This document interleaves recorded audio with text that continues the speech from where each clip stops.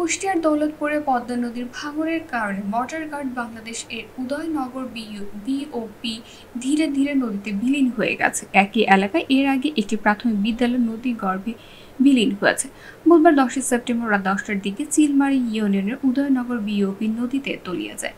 Kushtia 7 BGB ব্যাটালিয়নের অধিনায়ক lieutenant colonel মাহবুব মোর্শেদ রহমান নিশ্চিত করেছেন, আগেই ভাঙনের আশঙ্কা থাকায় সকল সদস্য ও সরঞ্জাম নিকটবর্তী চর চিলমারি বিওপিতে সরিয়ে নেওয়া হয়েছিল, ফলে বড় ধরনের ক্ষতি এড়ানো সম্ভব হয়েছে।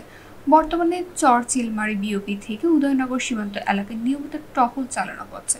তবে নদীর ধেয়ে আসা ভাঙন যে অংশ এখনো দাঁড়িয়ে আছে তা কয়েকদিনের মধ্যে বিলীন হওয়ার আশঙ্কা রয়েছে।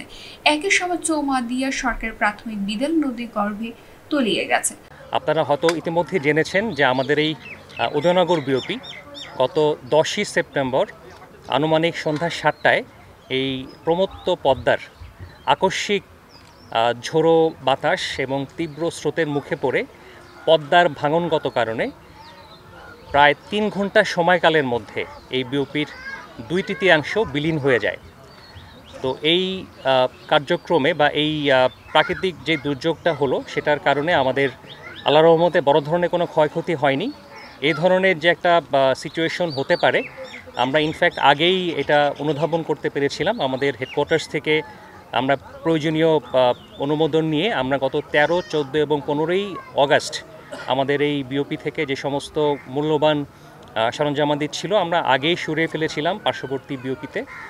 এবং এখানে এই এলাকা, এই উদয়নগর বিওপি এলাকা আপনারা জানেন এটি অত্যন্ত গুরুত্বপূর্ণ একটি স্থান, যেটা ভারতীয় সীমান্তবর্তী এলাকার সাথে আমাদের যে সিকিউরিটি অ্যাসপেক্ট রয়েছে তার সাথে অত্যন্ত গুরুত্বপূর্ণ। আমরা এখানে বিশেষ করে মাদক পাচার এবং চোরাচালান রোধে আমাদের যে অব্যাহত টহল থাকে এবং এখানে যে আমাদের কার্যক্রম রয়েছে সেটা সেই কারণেই এই বিওপিটার অবস্থান গুরুত্বপূর্ণ এখনও আছে। যদিও আমাদের এই বিওপিটা ক্ষতিগ্রস্ত হয়েছে, বাট আমাদের যে অপারেশনাল কার্যক্রম সেটি কিন্তু এখনও বন্ধ হয়নি। পানি উন্নয়ন বোর্ড জানিয়েছে 3 মাস আগে গড়া পদ্মা নদীর প্রায় 17টি স্থানে ভাঙনের আশঙ্কা ছিল। সম্প্রতি পানি কমার কারণে ভাঙন তীব্র আকারে ধারণ করেছে। উদয়নগর বিওপি ভাঙন কবলিত এলাকায় থাকা স্থাপনাটি রক্ষা সম্ভব হয়নি। জিও ব্যাগ ফেলে প্রতিরোধের চেষ্টা করা হয়েছে। উদয়নগর বিওপিতে নিয়মিত 22 থেকে 25 জন সদস্য অবস্থান করতেন। পানি উন্নয়ন বোর্ড কুষ্টিয়া কার্যালয়ের নির্বাহী প্রকৌশলী রাশিদুর রহমান জানান, সকালে ঘটনাস্থল পরিদর্শন করা হয়েছে এবং দৌলতপুর ও ভেড়ামারায় আরও কয়েকটি স্থানে ভাঙন দেখা দিয়েছে। আমরা এই পর্যন্ত 17-18 বার হবে বাড়ি ভাঙতে ভাঙতে আমরা এই পর্যন্ত গায়ে পৌঁছাইছি। পৌঁছানোর পরে এখন ভারতের সীমান্তে আমরা পৌঁছাইছি। এখন এই বিজেপি ক্যাম্প ছিল তার জন্য আমরা ভারতের সীমান্তে থাকতে পারছি, কিন্তু বিজেপি ক্যাম্প যদি চলে গেছে এখন আমাদের থাকা খুব সমস্যা। আমাদের বাড়িঘর সব বিলীন হয়ে যাচ্ছে, নদী গর্ভে পদ্মা নদীতে চলে যাচ্ছে। আমাদের এখন যেই পর্যায়ে আসছি আমরা, সামনে আমাদের আর আগানো জায়গা নেই।